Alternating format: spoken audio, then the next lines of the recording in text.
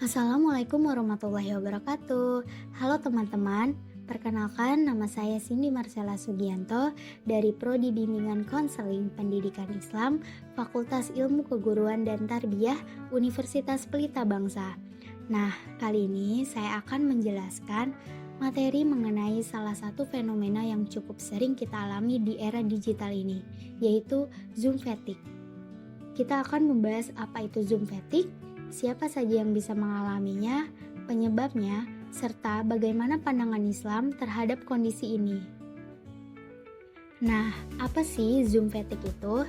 Zoom fatigue adalah kondisi kelelahan secara mental dan fisik yang terjadi setelah terlalu lama mengikuti pertemuan online, baik melalui Zoom, Google Meet, atau platform virtual lainnya. Gejalanya bisa berupa kelelahan, sulit konsentrasi, stres, emosi tidak stabil, bahkan bisa menimbulkan kecemasan. Menurut Marisa Safler, seorang profesor psikologi dari Clemson University, Zoom fatigue berkaitan dengan tekanan sosial dan kognitif yang kita alami saat berkomunikasi melalui layar. Kita dipaksa untuk tetap menunjukkan ekspresi, memperhatikan bahasa tubuh, dan terus fokus dalam waktu yang lama. Dan itu sangat menguras energi. Nah, kemudian siapa yang mengalami Zoom fatigue? Zoom fatigue bisa dialami oleh siapa saja, terutama pelajar, mulai dari siswa hingga mahasiswa yang harus beradaptasi dengan pembelajaran daring, terutama sejak terjadinya pandemi COVID-19. Nah, kemudian ada pekerja yang harus mengikuti banyak rapat online setiap hari dari rumah. Lalu ada profesional seperti konsultan, tenaga medis, pengacara, dan pekerja lain yang mengandalkan komunikasi virtual untuk bekerja.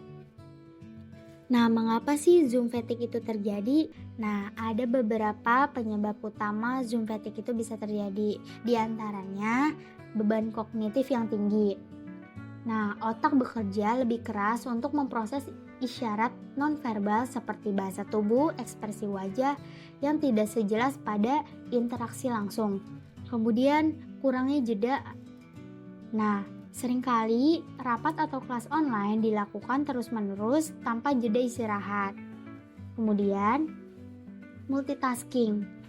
Nah, banyak orang melakukan multitasking selama pertemuan seperti memeriksa email atau media sosial yang dapat meningkatkan kelelahan fisik maupun otak.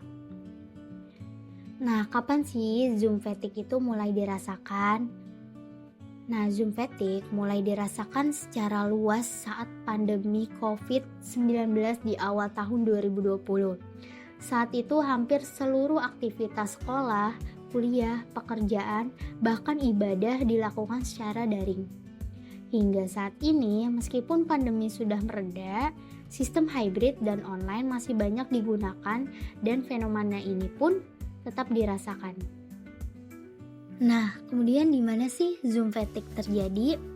Zoom fatigue terjadi secara global, namun dampaknya lebih terasa pada mereka yang tinggal di kota besar dengan jadwal virtual padat. Selanjutnya, orang-orang yang tinggal di tempat dengan internet terbatas atau suasana yang kurang konduktif untuk bertemu satu sama lain. Nah, kemudian lingkungan kerja atau pendidikan yang menuntut pertemuan virtual secara terus-menerus. Yang terakhir, saya akan menjelaskan perspektif Islam terhadap Zoom fatigue. Dari sudut pandang Islam, Zoom fatigue bisa dikaji dari beberapa prinsip penting. Yang pertama, keseimbangan dalam hidup. Islam menganjurkan umatnya untuk tidak melakukan hal berlebihan dalam kehidupan, termasuk dalam urusan duniawi.